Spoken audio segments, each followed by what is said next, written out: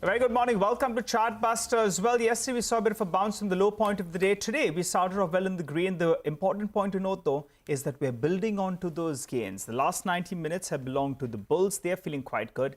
Let's see where we go from here. But for the time being, though, you'll believe that yesterday's low of around 17,166 odd could hold out in the near term. Plenty to talk about in the next 30 minutes. First up, let's run you through all the top stories. The market bounces back after yesterday's sell-off. The Nifty reclaims 17,450 as all sectors trade in the green. Banks rally, metals and autos to surge while mid-caps outperform key indices. Brokerage house JP Morgan notes a rise in auto finance disbursement, says industrial activity and a rural recovery should drive further growth. Also issues an underweight call on Chola Finance while being overweight on IndusInd Bank. The long-awaited demerger of Piramal Enterprises will take place on the 1st of September. The listed entity will only include the financial business, while the pharma business is likely to be listed on the exchanges in the third quarter of FY23. Nelco continues to rally after signing a deal with Intelsat to provide in-flight connectivity in India. The management tells CNBC-TV18 that Intelsat's partners will use Nelco services while flying over India. Also says in-flight connectivity for domestic markets is yet 2 years away. Hospital chain Kim's buzzing after it announces it will acquire 51% stake in Nagpur Hospital. PLS International rallies nearly 20% after Nomura Singapore purchases 11 lakh shares at around 230 rupees per share. The stock is still up, close to around 15%. All right, well, good bounce from the lows. Markets holding closer to around the 17,500 odd mark. The bulls will be feeling quite good. But what do you from here? Well, to help us out with exactly that, we have Shivangi Sarda, who joins us on the show. Hi, Shivangi. Thanks so much for joining us. Good to have you on CNBC TV18. What's your view on the index? Yesterday morning, if you woke up, the bulls would be nervous. The bears will be feeling that they are on top of it. But as things have progressed, the bulls will feel, hey, we are back in the game. Your approach to trade? Good morning, Nigel, and good morning, Mangalam. Thank you so much. We've entered into a zone where the markets are, playing with gap up, gap downs, and totally empowered by the, global sentiments. But overall, the good part is that, the rollover from the previous series was quite positive, around 82% on the long side, and with long built up, which is higher than its previous months and 3 months average rollover. So overall, if you look at the chart setup and derivatives data, the market is quite positive, and any declines could be bought. But of course, right now it's got stuck in a very tight range, and 17,150 is acting as a crucial support. And if we talk about the resistance, then 17,777 is acting as a resistance, which could, be a strong level where the markets can take a pause. But overall, we can see the positive momentum, and the good part is that even when when the markets were not moving yesterday, some of the very stocks were giving breakouts, and market breadth was still on the good note. So stock specific action is likely to continue, which will drive the entire market. Right, we take that point, Shivangi. So in that case, what are the individual stocks that we're looking out for in today's trading session in particular? Because we have nearly 5 stocks advancing for 1 declining. Exactly. So my first pick would be from the auto space. We've seen good momentum in the entire space, and even on series basis, if we look at Nifty Auto, it's continuously moving through the last 4 series. There have been good long rollovers intact over here. If we look at the chart setup, Escorts is some stock which I'm liking. It has given a fresh breakout, and it is near its lifetime high levels.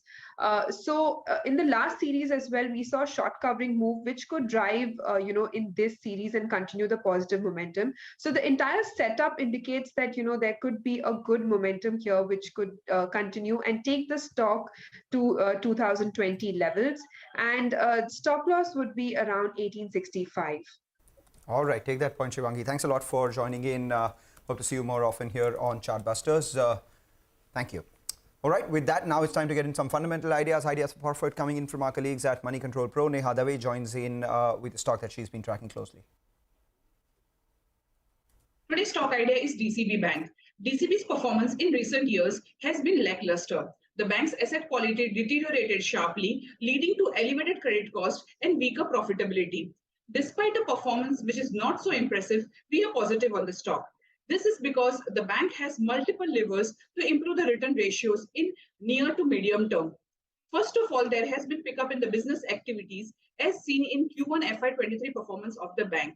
The management of the bank intends to double the balance sheet in the next 3 to 4 years, which translates to compounded annual growth of around 20 to 25%. DCB's asset quality is also likely to improve on the back of higher recoveries and upgrades, leading to lower credit cost. In terms of operating expenses, they are likely to remain elevated as the bank continues to pursue future expansion. However, as the balance sheet expands, the operating leverage is likely to improve, leading to lower cost to income ratio, and which will support the profitability in FY23. In terms of valuation, the stock is trading at a very compelling valuation of around 0.6 times estimated book value for FY24. With multiple positive triggers, the valuation of the bank can inch closer to one-time book value, which leads to a meaningful stock upside, and this can happen in medium to long term. Well, thanks a lot for that, Neha. By the way, just keep an eye out on the index. We are above that 17,500 odd mark. We're in a very, very crucial zone right here. I'll tell you why. Because yesterday, the 17,300 call, that saw a good amount of open interest. Even the 17,300 put as well as call. And it appeared there was a bit of strategy playing out there. That's you right, the 17,300 call as well as put. You pocket closer on 240 to around 250 rupees odd. So the resistance zone is at around the 17,500 to around 17,550. We have moved into that vicinity. The bulls, they like to capitalize. The bears, they may put in a bit of a fight. We also have the 20-day moving average coming in, Nigel. You know, that was proving to be a bit of a support on the way down. But now, with yesterday's decline, that could be a resistance. And the 20-day moving average also comes in at 17,549 as we speak. So that is something we'll be watching out for. And importantly, tomorrow is a holiday. So the weekly options expiry happens on Thursday itself. So the one-day prior move actually will take place in today's trading session as well. So we'll watch out for how that pans out. Welcome back. You're watching us here on Chartbusters. Let's get chatting with the management of Paras Defense. Remember, defense stocks have been buzzing off late, with the center targeting nearly $25 billion turnover from the sector by 2025. And they've released another positive indigenization list. What it basically means is that 780 things that they've spoken about on August 28th, the letter that they released, that would mean that those things would be procured from India itself. Amit Mahajan, who's the director at Paras Defense, joins in to tell us more. Paras Defense, remember, as a stock has corrected about 50% from the highs, but still trading much above the IPO price itself. Thanks a lot for joining in, Mr. Mahajan. You know, the first thing that I wanted to know is, of this list that was released yesterday, the positive indigenization list, how many products do you make already? And by when do you expect, any sort of revenue to be recognized on this? When do the orders come in? What could the opportunity be for someone like you? Firstly, good morning, and thank you for having me on the show. The list that you're seeing today is a follow-on. It's the third list. There have been two lists earlier, and what you can see on our robust revenues on the Q1 also is a reflection of what has been transpiring over the period of time. The indigenization has created a lot of opportunities for companies like us, and this percolates down from the tier 1 to tier 2 and tier 1.5 companies like us. And you can see that the first item in the list which was released, like a Loros, we already have a technology transfer from the government on a system which is similar to that. And from that to multiple platforms like the submarine, we are doing submarine periscopes, we're doing tank electronics. So there are multiple opportunities which will flow down. There are multiple platforms which will generate a lot of opportunities for companies like us. Right. Amit, you've given us a couple of insights then on submarine periscopes as well as tank electronics. What about drones? So much of focus on drones. Are you involved out there? I am going to be very conservative if I tell you that in the next few months, you will be inviting me for the performance that our drone subsidiary will be creating. We are doing a lot of work on the drones, from agricultural drones to industrial drones to tactical and defense military drones. And that is going to create huge amount of opportunities, and we will be creating and stamping our mark in the industry in the calendar year 23. So it's a market that every company should be looking forward to, and we are well truly into it. We have Mr. an order. Mahajan, we understand that there is a big opportunity and there is a lot of chatter around drones, etc. as well. And we also understand that you say that you will be speaking about it being a big contributor to your revenue. Just wanted a couple of things. How much does it contribute to your revenues right now? What is the amount that you'll be investing in the technology? And say by the end of 23, 24, what could it be in terms of revenue for you? So our drone subsidiary is just 1.5 years old. Okay. And currently the revenue, it does not contribute to our revenues whatsoever. But come the calendar year 23, it starts contributing in a big way. I cannot tell you the absolute numbers, but it will be really handsome. Okay, all right. So in FY23 itself, revenues will be coming in from this drone subsidiary, right? For calendar year 23, yes. Calendar year 23. So that's for FY24. Now, as a percentage of your revenue, how much could it be, drones? It will start rising. Say FY24, it will be a very small percentage. Okay. But if you take a horizon of about 5 years from now, it will be a substantial percentage in excess of 25-30. All right, 25 to 30% of your revenues will come in from drones by FY25. Now, just a couple of other questions for you as well. I'm looking at your, order book. Last known order book was just upwards of 200 odd crores. That was in March. Since then, what is the kind of order inflow that you've gotten? What does your order book stand at currently? And what is it likely to be this year? So as we speak, our order book is in excess of 550 crores, which includes the orders on hand, the L1 and the nominated orders. But what is interesting to look at is the kind of opportunities and the funnel that we have. The funnel is at least 2x of what order book we have. And that's something which is, and when I'm saying funnel, it's not just a vague opportunity for us. It's something which is a business which is going to be earmarked for a company like Paras Defense, and we are having a very strong chance of getting that particular business. Okay, so all right. That is the range of 2x than our order book. So 550 crores, L1 plus nominated orders, and you're seeing the funnel is nearly 2x. So more than 1,000 crores odd is potential business that you could get. Let's talk about execution then. If you could give us a sense out there. Last year, I think you did around 185 crores of revenues. Now, going by what you're saying, you have the orders in the kitty. Now, execution is important. So for this year, how much of that will be executed? And also, could you break up that 550 crores? When you report your numbers, you split it up into heavy engineering, defense and space, as well as defense electronics. As I see, defense and space, that's the largest part, and that gives the most amount of margins. So split up the order book for us and tell us about the execution for FY23. Go ahead. So the order book is currently split almost 50-50. When I say 50-50, it is defense and space optics covers the 50%, where the defense electronics and heavy engineering, I would like to club that together. Right. And that will cover up about 50%. If you would have seen our Q1 results, we are already on the right direction. Our first foot was in the right direction. So Q1, Q2, Q3, Q4, it will start progressing. And we will be looking at doing about 50% better revenues than last year. So 270 to 280 crores at least for FY23.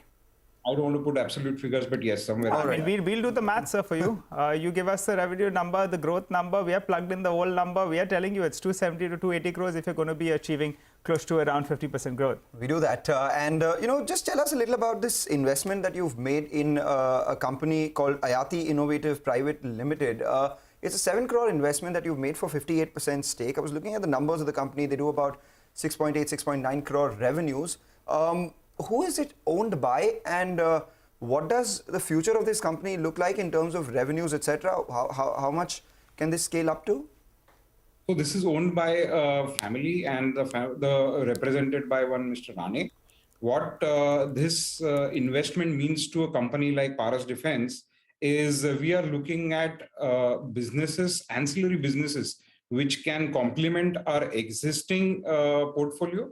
At the same time, has an opportunity to look into other business. Mr. Mahajan, so what we're trying to understand is that, so it's a family-owned entity which the family had 100% stake in it, along with the name that you mentioned. And using the company's funds, you've invested 7 crore in that. Is that correct? Yes. So how does that work for shareholder governance? Just trying to understand. I'm sure there is great opportunity here, but at the end of the day, there's money going from a public listed entity to a family owned entity, right?